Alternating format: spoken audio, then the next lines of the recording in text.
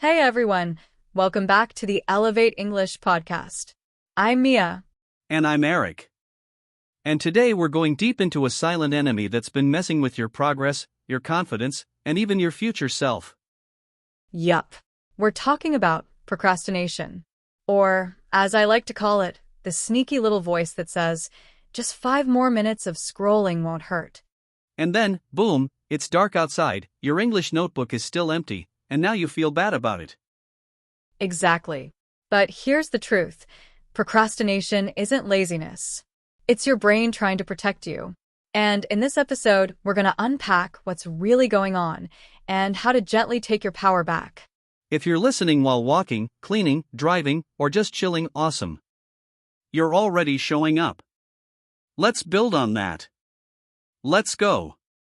So first things first, procrastination isn't some moral failure. It's not that you're weak or lazy.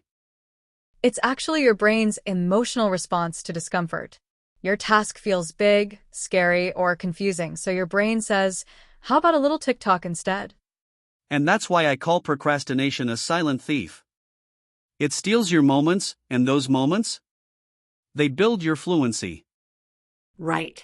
It's like a gust of wind near a candle. One puff at a time, your motivation flickers. So why do we do this? Why do we delay what we actually want?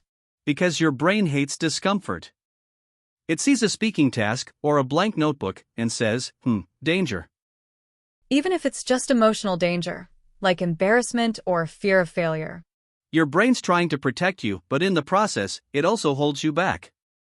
Ever skipped speaking practice because you were afraid of sounding silly? Yup. Guilty. But the irony is, you get better by sounding silly. Exactly. Mistakes aren't failures. They're steps forward. You don't learn to swim by staying dry. Every time you skip a tiny task, you lose a tiny opportunity. And those lost chances stack up. It's like building a wall but leaving out the bricks. Oof. That visual hurts, because it's true. Every delay is a missing brick. Let's talk about when even a small task, like learning 10 words, feels huge. Yes. It's not really about the size of the task. It's about the emotional weight behind it. Sometimes the task reminds you of failing before, or of being judged, or it just feels too perfect to start. The solution? Shrink it. Don't aim for 10 words. Aim for 1 word. Just one. Exactly. It's not about doing everything. It's about doing something. That's how we sneak past the fear. There's a cool psychological effect here, the Zeigarnik effect. Oh yeah. Once you start a task, your brain wants to finish it. That means just opening your English app or writing the first word can spark momentum. And when you've got momentum, consistency becomes easier than motivation. Picture your brain like a field with two paths. One path is the avoid route, comfy, familiar, full of distractions. The other is the action route, a little rocky at first, but it leads to results. The more you take the action path, the clearer it becomes. Eventually, it's your default trail.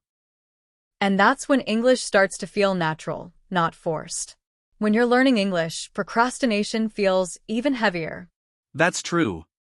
Every sentence can feel like a performance. You're not just thinking about grammar, you're also worried about sounding silly. It's like your brain's yelling, what if I mess this up? But here's the shift. Mistakes aren't signs of failure, they're feedback. Yes. Approach English like a language scientist, observe, test, adjust. It becomes a game of curiosity. Perfectionism says, if it's not perfect, don't even try. That voice has frozen so many people. Yes. People delay recordings, essays, or even conversations because it might not be flawless. But that delay becomes a wall. You want to break it? Release imperfect work. Let it breathe. Imperfect action is always better than perfect inaction. Here's a simple tool, the 1-minute rule. Ask yourself, what's one thing I can do in the next minute? Open the dictionary app. Say one English sentence. Write down a phrase. Once you begin, you often keep going. That first spark leads to fire. Use this trick anytime you feel stuck. It's a tiny door to big progress. You know what helps the most? Shifting your identity. Instead of saying, I need to study English, say, I'm an English speaker practicing daily. That mindset changes everything. You act based on who you believe you are. It's more powerful than motivation because it's you now. Say it with me. I'm someone who takes small steps every day. Okay, time for honesty. Have you ever said, ugh, I wasted the whole week? Too many times. And that guilt? It just makes it worse. Exactly. Shame creates more procrastination. What helps is forgiveness. Saying, that was yesterday.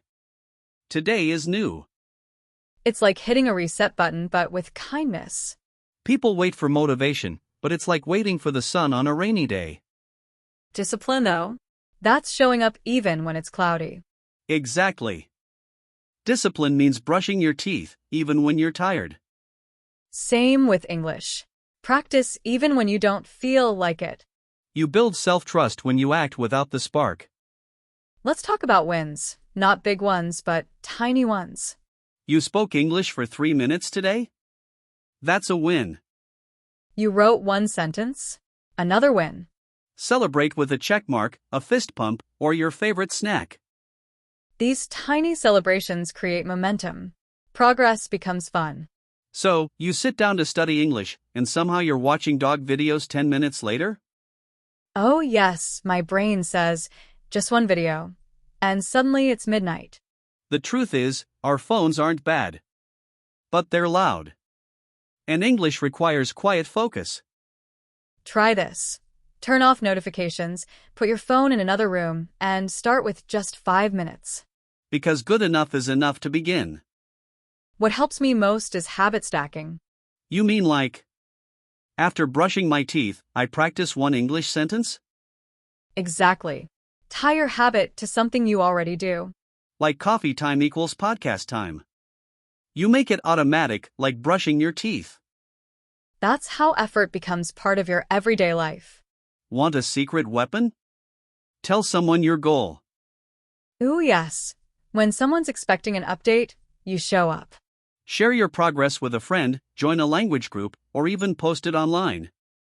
External accountability adds a gentle push when motivation disappears. The longer you avoid a task, the scarier it feels. Yes. But when you finally do it, you're like, that was it? It's like a balloon full of fear, and when you poke it, it pops. Facing your task now makes it smaller next time. So, to everyone listening, procrastination isn't about being lazy. It's your brain trying to protect you. But you're stronger than that fear.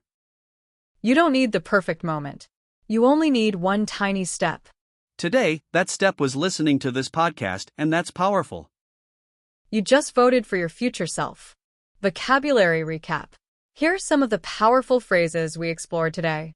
Procrastination, delaying something you need to do. Discipline, doing something even when it's hard. Forgiveness, letting go of guilt and starting fresh. Small wins, little accomplishments that matter. Accountability, someone who helps keep you on track. Habit stacking, building new habits into your routine. Identity, who you believe you are. If this episode helped you, share it with a friend who also struggles with procrastination. And don't forget to follow the podcast so you never miss an episode. We believe in you, you're doing better than you think. See you next time on Elevate English Podcast.